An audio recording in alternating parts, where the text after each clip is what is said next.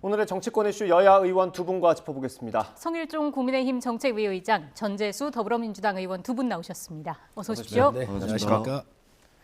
의장님 나오셨으니까 예산안 얘기를 좀 먼저 여쭤보겠습니다. 이제 시한이 한 사흘, 나흘 정도밖에 안 남은 것 같습니다. 어제까지 이제 주도로 협상을 하셨지 않습니까? 어느 정도까지 진행이 됐습니까, 지금? 네, 이제 내년도 예산은요, 민생하고 약자, 미래 세 개의 방점이 잘 두어져 가지고 작년도보다 지출구 조정을 24조 원을 아주 아껴 깎았습니다. 네. 그리고 국가의 채무 비율이 50%를 넘어가면 안 되기 때문에 정말 건전재정을 해놨거든요. 그러다가 보니까 야당도 어려움이 있는 건 압니다. 왜 그러냐면 야당이 좀 많이 깎아서 네. 여유 공간이 있어야 예. 이 깎은 감액을 가지고 또 좀 야당에 하고 싶은 일이라든가 의원들의 사업비 같은 경우가 조금 이렇게 배정할 수 있지 않겠습니까? 네. 근데 이제 그런 것들이 너무 타이트하게 짜이다가 보니까 아마 야당에서 상당히 어려움이 있는 것 같아요. 그래서 어제 같은 경우는 그동안 양당이 상당히 어려움을 겪었었던 감액을 못했던 부분들을 몇 개만 남겨놓고 나머지는 정책의장과 또 양당의 간사가 함께 모여서 예. 상당 부분 한 8, 90% 정도는 다 해결을 했습니다. 감액에 있어서만 8, 90%죠? 그렇습니다. 이제 증액은 감액이 끝나고 나면 증액은 또 정부가 동의권이 있어요. 그러면 이제 야당의 원내대표님이라든지 각 의원님들이 요청을 하죠. 그러면 그게 법적으로 될 수 있는 게 있고 안 되는 게 또 있습니다. 네. 그리고 국가 예산하고 다 고려를 해서 그때 이제 정부의 동의가 좀 필요하죠. 예. 그럼 이제 3+3 협의체로 가동을 하게 되는 거잖아요. 그건 뭐 날짜가 잡힌 게 있습니까? 네, 아직까지는 없습니다. 그래서 가장 중요한 것은 이제 양당의 원내 사령탑인 주호영 원내대표님하고 박흥근 대표님하고 두 분의 일정을 맞추어서 아마 이 예산안이 다루어질 텐데 이 예산안만 처리가 될 것 같지는 않습니다. 각종 법인세라든지 또 지방재정, 교육, 교부금 같은 예. 이런 부분들이 예산의 부수 법안으로 들어와야 돼요. 이런 부분과 여러 가지가 얽혀 있기 때문에 아마 전국의 전반적인 측면에서 여야가 함께 협상을 통해서 타결되지 않을까 예. 생각을 합니다. 죄송합니다. 협상을 하셨기 때문에 하나만 더 여쭤보겠습니다. 그 지금 남은 10%, 20%는 뭐가 남아 있습니까? 그 항목까지는 우리가 어제 하면서 예. 좀 밝히지 말자 이렇게 얘기를 했는데 우선 대통령실에 관련된 그런 예산이 있고요. 하여튼 이런 부분들로 인해 가지고 예. 좀 민주당도 체면이 있지 않겠습니까? 예. 그래서 이제 이런 것들이 좀 남아 있는데 이런 것들은 아마 제가 볼 때는 우리 민주당의 김성환 정책의장이 굉장히 합리적이고 훌륭한 분입니다. 네. 또 박홍근 원내대표께서도 예결위 위원회에서부터 간사까지 이 예산을 잘 아는 분이에요. 그래서 제가 볼 땐 이런 부분들을 양당의 원내대표님 이렇게 놓고 보시면 이게 어느 선에서 이게 해야 되겠구나라고는 상식적으로 전 나올 수 있다고 보고 있습니다. 예. 주제 넘어가기 전에 전 의원님 예. 의견 들을게요. 일단은 정기국회가 12월 9일 날 끝이 나거든요. 네. 예. 이제 오늘이 12월 5일이니까 며칠 안 남았습니다. 오늘 6일입니다. 6일입니까? 예. 세월이 참 빠릅니다. 그럼 며칠 남지 않았기 때문에 여야 협상의 피치를 조금 더 올려서 예. 무슨 일이 있어도 12월 9일까지는 좀 타결이 됐으면 하는 그런 바람을 가지고 있고 다만 저희들 입장에서는 윤석열 대통령께서 대통령 취임을 하시면서 국민들께 직접 브리핑을 하시면서 대통령실 이전 예산이 한 400억, 500억 정도면은 다 된다. 이거 국민들께 직접 설명을 하셨습니다. 예. 근데 지금 뭐 군 시설 이전한다든지 뭐 여러 가지 보안 시설 등등 해보니까 대략 저희들이 해보니까 1조 원 이상이 든다는 거 아닙니까? 그리고 더더구나 이번 정부에서 제출해 놓은 예산을 보니까 각 부처에 이 말하자면 꼼수를 써가지고 다 이 예산들도 감춰놓은 예산들이 굉장히 많습니다. 네. 그렇기 때문에 아니 400억, 500억이면은 대통령실이 이전 한다 했는데 이 뭐냐 도대체 설명이 있어야 되지 않겠습니까? 그리고 우리가 코로나 팬데믹 이후에 이제 골목 상권, 지역 상권이 다 무너졌습니다. 네. 지금도 무너지고 있는 중이고 그래서 이분들에게 가장 힘이 되는 게 예를 들면 지역 화폐라든지 지역 사랑 상품권이라든지 이런 거 있지 않습니까? 네. 이런 부분들도 좀 확 대거 늘리지는 못하더라도 예년 수준만큼은 보상이 돼야 되는데 이게 지금 전액 삭감이 돼서 넘어와 있는 거 아니겠습니까? 그래서 이렇게 우려하는 부분들이 굉장히 저희들이 많이 있습니다. 예. 그래서 지금 국민의힘에서는 약자, 민생, 미래를 말씀하신다고 그렇게 말씀을 하시는데 이 말만 그렇고 실제 예산의 구체적인 내용들을 보면은 초 부자 감세 뭐 이런 것밖에 없다고 저희들은 봅니다. 그렇기 때문에 이런 부분에 있어서 그 여당과 협상을 하고 있다라는 말씀을 드리고 네. 특히 이제 예산 부수 법안이 문제인데 이 부분도 제가 조금 전에 말씀드렸던 그런 문제들을 많이 좀 내포를 하고 있기 때문에 뭐 넘어야 될 산들이 상당히 있는 것으로 그렇게 저는 알고 있고 그럼에도 불구하고 어떻든 정기국회가 종료되는 12월 9일 밤 12시 전에는 네. 네. 이 문제들이 다 좀 타결이 됐으면 예. 하는 그런 바람을 가지고 있고 그런 노력을 기울이고 있다 이런 말씀을 예. 드리겠습니다. 큰 틀에서 잠깐 말씀을 드리면 우리 정 의원님 말씀하셨는데 살림살이는 여당이 짜는 거예요. 이제 국민들이 위임을 한 거잖아요. 네. 나라 살림을 맡아서 잘해라. 이거 잘못하면 그 이후에 심판하겠다는 거잖아요. 그래서 이 살림 권한을 정부한테 지금 다 국민들께서 위임을 하신 거거든요. 네. 근데 이거를 민주당이 짜가지고 내가 가계부 짜줄 테니까 당신은 살림만 돈 쓰는 것만 집행해라 이러면 안 되지 않겠어요? 네. 그래서 이 살림살이에 대한 전반적인 권한은 지금 정부한테 부여됐다는 네. 말씀을 드리고 지역화폐가 지금 우리 전 의원님 말씀하셨는데 긍정적인 효과도 일부 있습니다.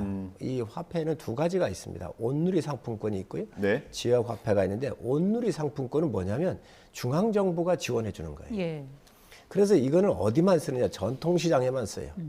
서울이나 도시 있는 분들이 전국을 다니면서 꼭 전통시장에만 쓰기 때문에 이게 굉장히 효과가 좋습니다. 네.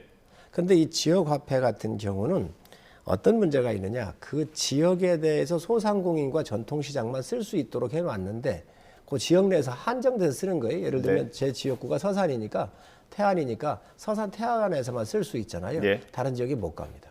근데 이걸 쓴 것을 다 결제한 걸 분석을 해봤더니 주유소에 갔거나 피부샵에 갔거나 대형마트를 갔더라는 거예요. 그래서 소상공인이나 전통시장에 간 게 그렇게 많지가 않아요. 예. 그래서 올해 한 10조 정도를 지방정부의 돈을 저희 중앙정부에 더 내려보냈습니다. 예. 그래서 지방정부가 돈이 좀 여유가 있거든요. 그래서 요거 같은 경우는 지방정부에서 알아서 할 일이지 중앙정부에서 돈을 좀 지원하기에는 온누리 상품권으로 지원하면 되니 네. 이거는 지방정부에서 좀 썼으면 좋겠다라고 하는 게 저희 당의 입장이죠. 네. 예. 알겠습니다. 아마 이 부분도 지금 이제 민주당에서 계속 요구를 하고 있는데 원내대표들끼리 또 협의를 하면 네. 아마 그 선에서 끝날지 절충이 될지 그걸 한번 지켜보시죠. 예. 예. 알겠습니다. 짧게 한 말씀만 드리도록 하겠습니다. 당연히 예산 편성권은 정부에 있습니다. 근데 당연히 편성된 예산은 국회에서 예산 심사를 받게 돼 있죠. 그리고 국회에서 예산 심사를 받고 나면은 정부가 다시 집행을 하는 겁니다. 그래서 국회에서 심사 과정 중에 있다라는 말씀을 드리고 또 하나는 지역화폐 말씀을 하셨는데 일부 그런 측면이 뭐 없지 않지는 않습니다. 분명히 있긴 한데 근데 대체적으로 우리가 데이터를 통해서 지금까지 검증된 바에 의하면 네. 지역의 상권 활성화에 상당히 긍정적인 효과를 가지고 있다라는 것이 데이터로 이미 검증이 됐고 그리고 더 중요한 것은 지역에 계신 상인분들, 자영업 하시는 분들의 의견을 직접 들어보십시오. 굉장히 긍정적입니다. 정부 정책 중에 이만큼 자영업 하시는 분들에게 정말로 긍정적으로 평가받는 정부 정책도 그렇게 많지가 않습니다. 네. 그렇기 때문에 이런 긍정적인 그 역할을 하고 있는 지역화폐 이 예산은 상당히 앞으로도 조금 더 확대해 나가야 된다라는 것이 저희 당의 입장입니다. 알겠습니다. 예산 얘기는 여기까지 하겠습니다. 종합을 해보면 뭐 대통령실 이전 관련 예산 그리고 지역 상품권이 최대 쟁점인 것 같습니다. 아마 9일이 마지막 본회의니까 8일 정도까지는 원내대표단에서 합의를 해야 되겠죠. 아마 그 전에 통큰 합의가 있을 걸로 기대를 하겠습니다. 저희가 화물연대 파업 얘기로 넘어가 보겠습니다. 오늘로 13일째입니다. 파업이. 의장님께서 어제 회의 때 민주노총을 거론하면서 조선노동당 이중대다 이런 얘기도 하셨어요. 이게 뭐 사실 여부를 떠나서요. 이렇게 규정을 해버리면 정부 여당과 민주노총이 협상할 수 있는 어떤 틈이 좀 작아지는 거 아닙니까? 노무현 대통령을 우리가 한번 좀 봐야 되거든요. 노무현 대통령 2003년인가요? 그때 이 업무 복귀 명령을 내리는 제도를 만들어 놓으신 게 노무현 대통령이에요. 그런 면에서는 굉장히 존경받을 만하신 일이죠. 또 자유툰 부대에 대한 파견이라든지 한미 FTA 같은 경우를 그 좌파 진영의 반대를 무릅쓰고 국익적 측면에서 결단을 내렸던 건 굉장히 잘했다 이렇게 말씀을 드리고요. 제가 민주노동당 이중대냐 이렇게 얘기를 했는데 예. 조선 직업 총연맹 중앙위원회라는 데가 있어요. 여기에서 이제 발음도 북한은 좀 뭐 니을로 하니까 연대사 예. 이걸 보냈는데 한미동맹 해체하라, 주한미군 철수하라 뭐 이런 거 있잖아요. 네. 이런 것들을 지금 보내가지고 이런 것들이 민주노총에 지금 두 건이가 이렇게 올라가 있습니다. 그리고 민주노총이 이런 주장을 해요. 여긴 노조를 대변하는 노동자를 대변하고 있는 조직이 아니고 정치 집단화되어 있는 겁니다. 지금. 그렇기 때문에 일이 가서는 안 돼요. 그리고 정치 집단도 좋은데 이게 대한민국 정치 집단입니까 지금? 북한의 대변을 하고 있는 거잖아요. 저는 있을 수 없는 일이라고 생각을 해요. 예. 그리고 민생을 함께 보듬고 도움이 되지 않는 노조가 무슨 의미가 있지요?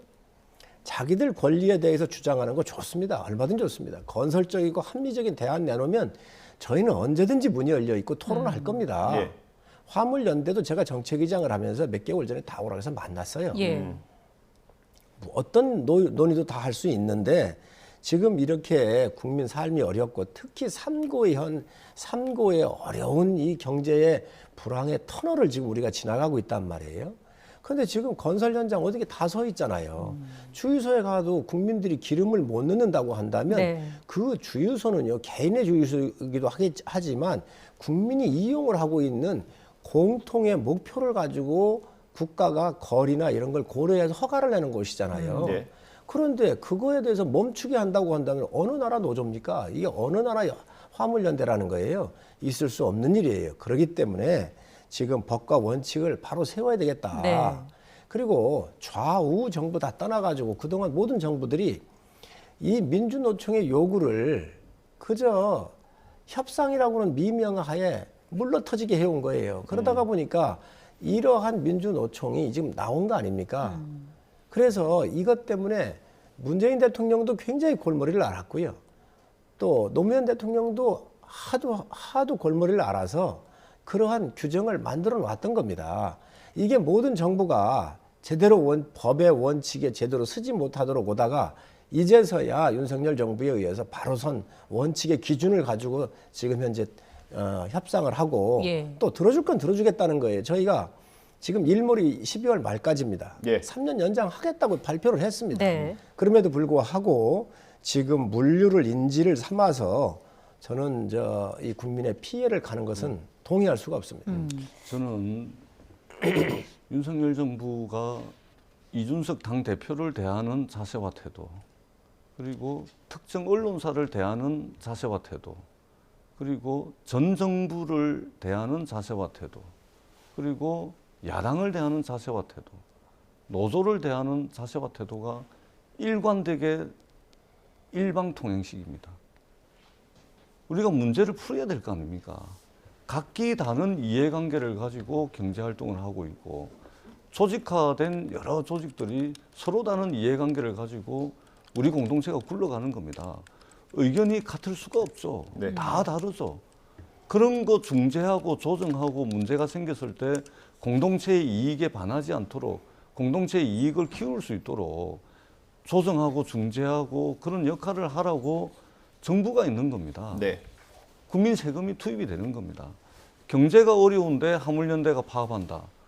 경제가 어려운데 파업하기 때문에 화물연대가 잘못하는 것이고 전적으로 화물연대에게 책임이 있다. 책임이 있죠. 그러나 전적인 책임이 있는 것은 아니죠. 왜 6월 달에 합의한 사항을 정부가 합의한 사항을 이행하기 위한 노력을 왜 안 합니까? 사태가 이렇게까지 온 것은 정부 책임이 사실은 더 크죠. 중재하고 조정을 해야 될 정부가 역할을 방기해가지고 이 사태까지 온 겁니다. 예. 1차적인 책임을 우리 국민의 일부인 노동자들에게 돌려서는 안 됩니다. 뿐만 아니고 대통령도 잘 벼린 칼을 들고서 있는 겁니다. 경찰도 칼 들고 서 있어요. 집권 여당도 조선노동당이 이중대다 뭐 이러면서 또 대통령께서는 노조를 갖다가 북핵에다가 비유를 해가면서 강경 일변도로 이런 식으로 말하자면 한쪽 벼랑 끝으로 몰아붙여가지고 도대체 어떻게 문제를 해결을 하겠습니까? 문제 해결 능력에 있어서 좀 유능함을 보여달라. 좀 인내심을 가지고 대화하고 중재하고 양보를 이끌어내기 위한 노력을 해달라. 그리고 특정 집단을 말하자면 거의 악마화 시켜가지고 이것을 거의 정치 투쟁의 영역으로 끌어들이는 것이 저는 집권 여당이라고 생각을 합니다. 이것을 정치 파업으로 규정을 한다든지. 이분들이 있잖아요. 14시간 일을 해가지고 300만 원 정도 받습니다. 예? 어떻게 귀족 노조가 되겠습니까?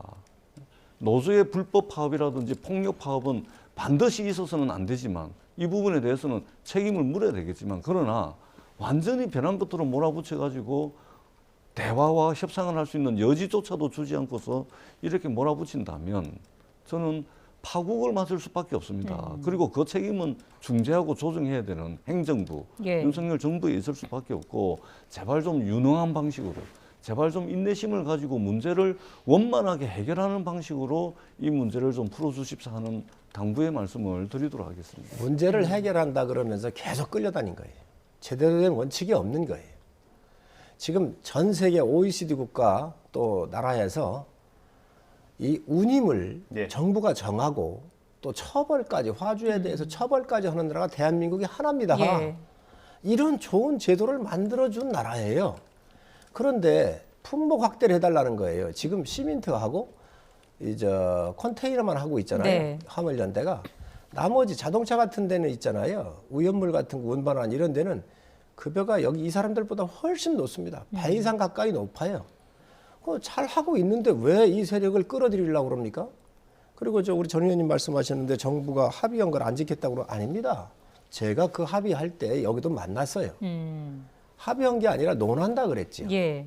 그래서 우리가 그러면 3년 연장을 하고 또 안전 운임이라고 하는 것도 잘못됐어요. 안전 운임이 아닙니다. 표준 운임이 맞습니다. 예. 그런데 지금 그 당시에 돈을 좀 더 올려주면 어떤 문제가 있을까? 안전사고가 좀 덜 날 것이라고 생각을 했던 거 아니에요? 그런데 그렇지 않습니다. 사망사고가 줄질 않았거든요. 그래서 이런 것들을 우리가 좀 더 검토를 하자라고 해서 네. 더 검토해 볼 부분이 있다는 말씀을 드리고 또 지금 화물연대가 물류를 멈춰서 세상을 바꾸자라고 하는 섬뜩한 구호를 내세우고 있습니다. 네. 혈관을 멈춰서 사람을 바꾸자는 말하고 똑같아요. 예. 물류는 사람의 혈관하고 똑같잖아요.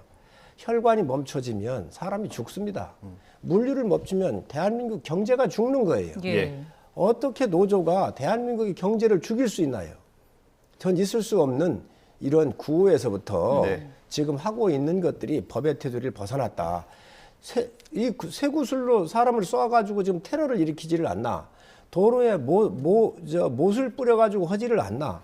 지금 뭐 여러 가지 문자 폭탄을 보내고 있지를 않나. 있을 수 없는 일들을 지금 노조가 불법적으로 하고 있다. 이 부분에 예. 대해서는 명확하게 이번 기회에 법과 원칙이 선 대한민국이 지엄한 법이 작동되고 있는 나라라고 하는 것을 반드시 알려줘야 합니다. 네. 유럽 의원님 잠시만요. 제가 하나만 정정을 하고요. 의원님 아까 말씀해 주셨는데 OECD 나라 중에 이 제도를 시행하고 있는 나라가 없다고 말씀을 하셨는데 잘못된 거죠. 예, 이게 호주, 그러니까 연방 정부는 아니지만 호주 주정부에서 비슷한 제도를 하고 있다는 거. 했다가 그거를 취소를 했죠. 예, 주정부는 지금 유지하고 하고 있다는 있습니다. 거. 예, 연방 정부는 아니고 그 주정부입니다. 부분도 저도 이제 예. 좀 말씀을 드리려고.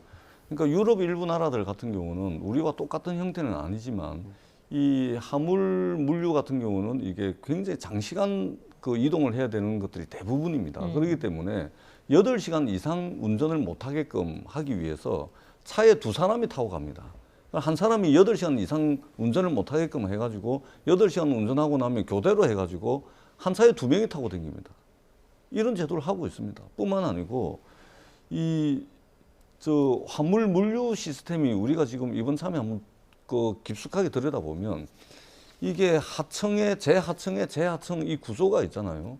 이게 돈을 벌 수 없는 구조가 상당히 심각합니다. 오히려 이런 제도적 측면에 있어서 좀 머리를 맞대가지고 화물 물류를 좀 선진화시키기 위한 이런 방안들을 집권 여당이 제시를 하고 이렇게 하는 것이 맞지. 조금 전에도 말씀을 하시는데 화물노조 파업 때문에 대한민국 경제가 망가진다? 망했다? 과도하죠.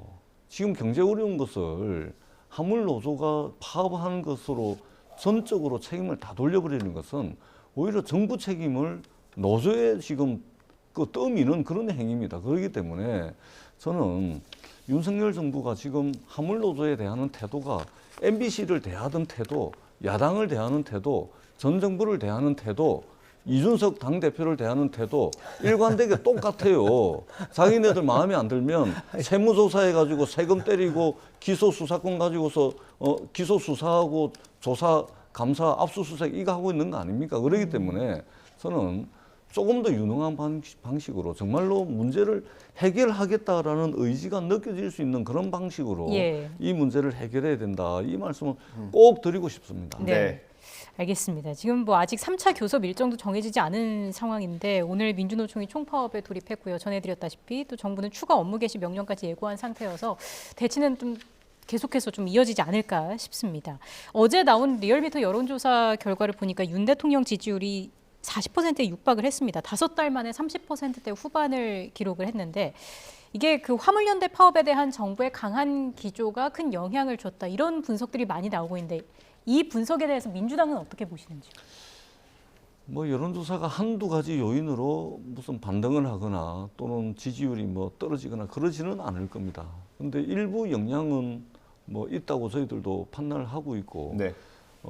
다만 이제 저희 여론조사가 좀 반등을 하긴 했는데 반대로 보면 이제 그 부정적인 여론조사도 여전히 이례적으로 상당히 높습니다. 물론 이제 60% 아래로 떨어져 가지고 50% 후반이긴 하지만. 네. 제가 다시 한번 말씀을 드리지만 이 일방적인 국정 운영 방식을 가지고 잠시 잠깐 중도층 또는 무당층의 소구력 있는 이런 걸로 이제 일시적으로 지지율이 오를 수 있겠으나 이런 일방 통행식의 어떤 국정 운영을 가지고는 근본적으로 추세를 전환하는 이런 반등은 어렵다. 네. 앞으로 추세적으로 반등을 하고 완전히 추세를 바꾸려면 야당과 협치하고 그리고 국민들에게는 어떤 국민 통합의 메시지를 보내고 그리고 정치적 경쟁자들을 조금 더 넓은 울타리처럼 품을 수 있는 그런 포용의 리더십을 보이지 않는 이상은 추세적으로 어떤 여론조사의 방향을 추세적으로 바꾸기는 어렵다. 이 말씀을 드립니다. 그래서 예. 국민 통합, 협치, 그다음에 포용력 있는 리더십 이런 것들이 더 가미가 돼야 이것이 추세적으로 여론조사의 어떤 반등 이것을 추세적으로 좀 유지할 수 있지 않을까 네. 이렇게 생각을 합니다. 윤석열 대통령은 지지율에 그렇게 연연하지 않을 거예요. 네. 이 일을 통해서 대한민국을 바로 세운다고 하기 때문에 네. 또 대한민국의 법과 원칙을 지키면서 무너졌던 대한민국의 기능을 회복하는 과정에는 그동안 그런 혜택으로부터 많은 권한을 누리거나 또 재미를 봤던 세력들이 반대가 있을 겁니다. 그렇기 때문에 지지율이 금방 올라가겠어요? 이런 거 다 알고 계십니다. 예. 그렇지만 쇼 안 하겠다. 일시적으로 쇼를 해가지고 올리는 건 바람직하지 않다. 법과 원칙을 바로 세워서 나라의 근간을 아주 반듯하게 올려놓겠다는 거잖아요. 그러다가 보니까 이 원칙을 바라보는 국민의 눈이 지금 화물연대, 민주노총의 화물연대를 쳐다보면서 정말로 오랜만에 보는 대통령의 모습을 보고 있거든요. 그렇기 때문에 완만하지만 지금 이제 회복의 추세가 있는 거 아닌가 생각을 하고 이 기조는 변함이 없습니다. 앞으로도 지속적으로 대한민국 바로 세우는데 대통령께서 열심히 하실 겁니다. 네, 알겠습니다. 저희가 마지막 주제 국민의힘 전당대회 얘기 좀 나눠보겠습니다. 의장님 그 원내대표 자주 만나시니까 물어보셨습니까? 그 얘기의 진위가 뭔지? 물어보셨을 것 지금 같아서. 당권 주자들 나와 있으니까 평가하신 거 말씀이시죠? 예. 네. 그거는 뭐 누구 지칭한 거 아니고요. 당의 큰 미래를 보면 아마 좀 스펙트럼을 좀 넓게 하고 그리고 당의 외연을 확대하기 위해선 2030에 좀 소구력 있는 사람이 없을까 한 네. 그 기대를 표현하신 거지요. 네. 또 이런 이야기는 의원들 사이에서 여러 차례 있었던 이야기이기도 합니다. 그래서 지금 뭐 뛰고 계신 분들에 대한 타켓을 해서 누구는 되고 안 되고 자질이 있고 없고 이런 얘기가 아니고 예. 당이 앞으로 가야 될 큰 방향에서 그래도 20대, 30대, 40대에 주는 메시지가 있고 인물의 상징성이 있기 때문에 이런 부분들에 대한 원내대표의 고뇌가 예. 일정 부분 나오신 거죠. 공감하시는 내용이겠네요. 의원들 사이에서 공감도가 있는 것도 사실입니다. 세 가지 조건 그러나 말씀하시는 이제 거죠. 사람을 찾는 게 금방 그렇게 또 찾아지겠습니까? 예. 또 그런 어려움도 있고요. 네. 근데 세 가지 조건이 있잖아요. 굉장히 이상적인 것이죠. 수도권에 이 호소력이 있고 네. MZ 세대 젊은 사람들에게 또 소구력이 있고 예. 공천 잘할 사람. 이건 전지전능한 신입니다, 신. 그러니까 현실에 존재하지 않는 조건들 이 세 가지를 충족하는 사람이 누가 있습니까? 우리 전 의원님 없죠. 같은 분 있잖아요. 그렇기 때문에 거기에 우리 당으로 오시면 당 대표. 다음 총선에 제 지역구에 후보 좀 내지 말아 주십시오. 그렇기 알겠습니다. 때문에 네. 그 세 가지 조건에 근접하는 사람을 찾는다는 의미겠죠. 예, 그런 사람이 어디 있겠습니까? 완벽한 사람이죠. 그렇다면 그렇기 때문에 뭐 그렇게 받아들여지고 아마 윤석열 대통령의 마음이 좀 한동훈 장관 쪽을 향하고 있는 거 아닌가. 저희들은 뭐 그렇게 판단합니다. 예. 원내대표께서 이런 말을 던져 놓으셔가지고 저희 뛰고 계신 후보들께서 2030에 대한 정책 또 접근하려고 하는 여러 가지 시간 배열 이런 것들을 굉장히 신경 쓰실 거예요. 네. 그래서 아마 이런 말씀 자체가 우리 후보들이 더 젊게 하고 젊은 세대하고 소통을 더 강화하는 그런 계기도 될 수 있고요. 또 잠재적인 또 2030에 대표할 수 있는 분들한테도 희망이 있는 메시지가 아니겠습니까? 예. 네. 두루두루 아주 잘 던진 메시지라고 봅니다. 예. 예. 뭐 실제로 지금 뛰고 있는 후보들이 그러기보다는 기분부터 나쁘고 볼 것 같은데 상당히 열심히 뛰고 있는데 성에 안 찬다 이래버리면 예. 진짜 팔다리에 힘 다 빠져버리죠. 아주 기분 안 좋을 것 같아요. 네, 물론 뭐 주 원내대표도 특정인을 염두에 둔 게 아니다라고 얘기를 했습니다만 전 의원님처럼 한동훈 장관을 떠올리는 분들이 적지 않은 것 같습니다. 지금 뭐 실제 당권 주자로 거론되고 있는 나경원 대통령 직속 저출산 고령사회위원회 부위원장이 오늘 아침에 이런 발언을 했습니다. 잠깐 들어보고 돌아오겠습니다. 일단 윤심이 한동훈 장관은 아니라고 보세요. 당대표로서. 더 귀하게 쓰시려고 하지 않을까 더 귀하게? 않을까 그런 생각도 해봅니다. 이번 당대표는 희생의 각오가 있지 않고는 어려운 자리다 이렇게 생각을 합니다. 그러면- 그것이 정말 축배가 될지 독배가 될지 굉장히 어려운 자리이기 때문에 아마 한동훈 장관에게는 대통령께서 그런 자리를 좀 험한 자리를 맡기지 않으시지 않을까 이렇게 생각을 합니다. 워낙 이뻐하시니까. 워낙 이뻐하시. 당 대표로서의 한동훈 장관 어떻습니까?